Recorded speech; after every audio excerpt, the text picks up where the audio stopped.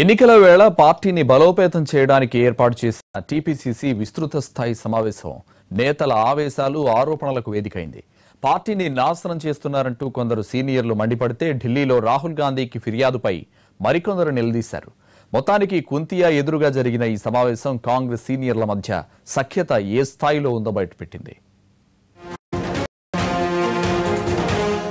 గాంధీభవన్లో జరిగిన టీపీసీసీ విస్తృత స్థాయి సమావేశం హాట్ టాపిక్గా సాగింది.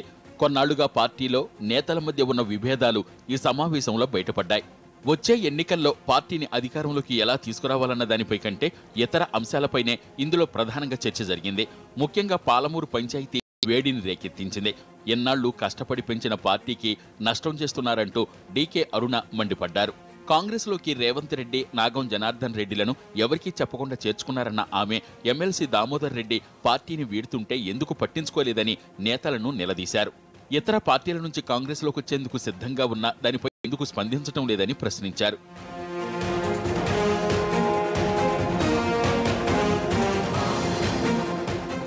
ఇక నాయకుల ఢిల్లీ పర్యటనపైన ఈ సమావేశంలో ఘాటు చర్చ జరిగింది.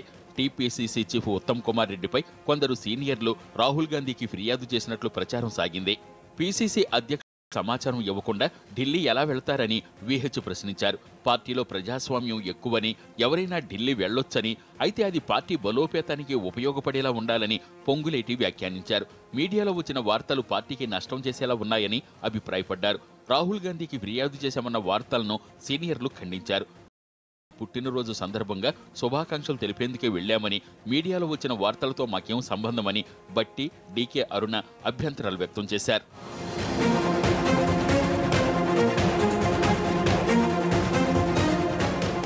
పార్టీలో సమన్వయ లోపంపై సమావేశంలో నేతలు ఆరోపణలు ప్రత్యారోపణలకు దిగడంతో చేసుకున్న సీనియర్లు ముందు పార్టీ అధికారంలోకి వచ్చేందుకు పనిచేయాలని సూచించినట్లు తెలిసింది.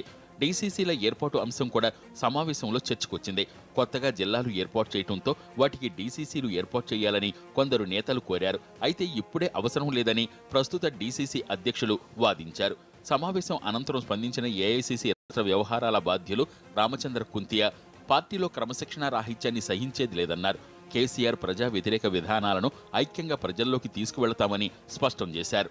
పీసీసీ అధ్యక్ష, కార్యనిర్వాహక అధ్యక్ష పదవుల్లో ఉత్తమ్, భట్టి విక్రమార్క కొనసాగుతారని స్పష్టత ఇచ్చారు కుంతియా. శక్తి యాప్ను ప్రజల్లోకి తీసుకువెళ్లడం, ప్రతి కార్యకర్తను ఏఐసీసీకి అనుసంధానం చేసే దిశగా ఆధునిక పరిజ్ఞానాన్ని వినియోగించుకోవడంపై కుంతియా నేతలకు దిశానిర్దేశం చేశారు. ఈ నెలాఖరులోగా 30,800 బూతుల్లో 14 మంది చొప్పున కమిటీల నియామకాన్ని పూర్తి చేయాలని నిర్ణయించారు.